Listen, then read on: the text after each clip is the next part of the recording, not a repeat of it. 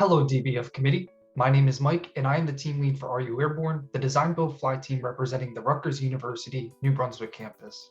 Our team has been working hard over the past few months to design, build, and fly an aircraft that meets the design requirements set out for this year's competition. Our aircraft has been named the Dimodrone. The Dimodrone is a 53-inch long plane with a 58-inch wingspan. Our plane fuselage is a carbon fiber shell, while the wing and tail are constructed with carbon fiber spars and basewood cross sections. The plane carries a single sensor with 4 lights. It sits on a 2-degree slope and is deployed from the back of the fuselage through a door controlled by a servo. The sensor is retrieved by a second servo that holds the sensor cable wire in place. Hello, I'm Catherine, the Structure Subteam Lead. Here you can see the designs from SolidWorks.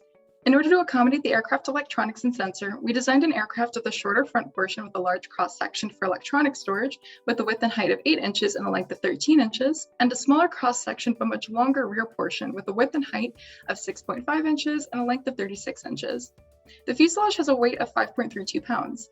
The wings together weigh 1.08 pounds and are placed on top of the fuselage to allow for easy attachment and little interference with the aircraft's electronics and sensor deployment. A T-tail was used to make sure we had space for the sensor's deployment from the back of the aircraft. The tail itself weighs 0.22 pounds.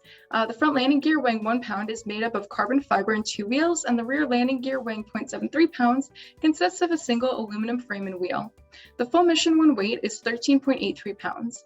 The sensor weighs 0.25 pounds with its container weighing 0.31 pounds, making Mission 2 have a weight of 14.39 pounds and Mission 3 have a weight of 14.08 pounds. We used SolidWorks to make sure that our plane would survive a wingtip test, the servos would be able to hold the sensor, and to get an overall weight analysis of our design. Hey, I'm Sam, and I'm the Propulsion Subteam Lead. Propulsion design mostly entails locating the best trade-off between drive weight and thrust. Propulsion is also responsible for the flight control system, which includes programming the servos and assigning receiver channels. This year's competition adds the extra requirements of powering the sensor lighting system, programming the sensor lights, and ensuring proper deployment and retrieval of the sensor. Starting with the basic responsibilities, the propulsion team has decided to incorporate a 540 kV Scorpion motor as well as 2 Turnigy 4-amp-hour batteries. Thrust is provided by a glass fiber composite master air screw propeller with a 15-inch diameter and 10-inch pitch. Maximum thrust comes out at around 130 ounces of force. The lighting system is a DU Light Dimension engineering kit, which consists of 4 programmable LEDs working on their own nickel metal hydride battery pack strapped inside the sensor. A winching system, which consists of a specialized servo, attaches the sensor to the plane. The general control architecture consists of a Taranis QX7 transmitter, FrSky R8 receiver, Turnigy E69 microservos, and appropriate wiring power source elements. The transmitter will be able to send commands to the motor, control surfaces, sensor lights, and the sensor deployment retrieval mechanism. Overall, the weight of the propulsion system accounts for about half of the entire aircraft weight. Mixed flight time is expected to exceed 10 minutes and eclipse the allotted time for Mission 3. This will allow the pilot the opportunity to complete all the tasks mandated by this year's competition. Hi, I'm Steven, the Aerodynamics Subteam Lead. Of course, construction could not have begun without conducting trade studies. These were performed to be able to predict the optimal aircraft configuration which will result in the best mission performance. To start things off, every plane needs a good pair of wings. Initial results show that the wing with a NACA 6412 airfoil was ideal as it provided the greatest amount of lift and the lowest amount of drag, while also providing a takeoff distance of 56 feet, which is well below the maximum 100 feet takeoff distance. With that knowledge, we decided to test other thicker airfoils with a higher stall angle.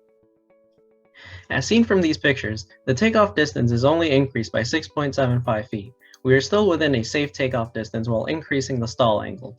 Similar studies were conducted when determining the lift and drag of the sensor. Through the use of DATCOM, we were able to calculate the lift and drag for the sensor with different airfoils and nose shapes. With these results, we were able to find out that our best configuration consisted of an ogive nose and small wings made of the NACA 6412 airfoil. With all said and done, we were able to come up with the following predictions for the aircraft performance. We expect to have a consistent lap time hovering around 33 seconds for all 3 missions. This would result in the first 2 missions being completed in around 1.5 minutes. We anticipate to be able to fly 18 laps in the allotted 10 minutes during Mission 3. I'm Dan, the Manufacturing Subteam Lead. Despite not having access to our workshop for the entire academic year, Are You Airborne has done their best to manufacture the Dimodrone to its original specifications. Here you see the 3-view drawing of the drone compared with the actual aircraft. One minor design change that we were forced to make affected the material selection for the fuselage. Given that we had no access to our carbon fiber molding tools, we substituted the carbon fiber for foam in the fuselage. The dimensions, however, were not changed, and this only mildly affects the mass distribution of the aircraft.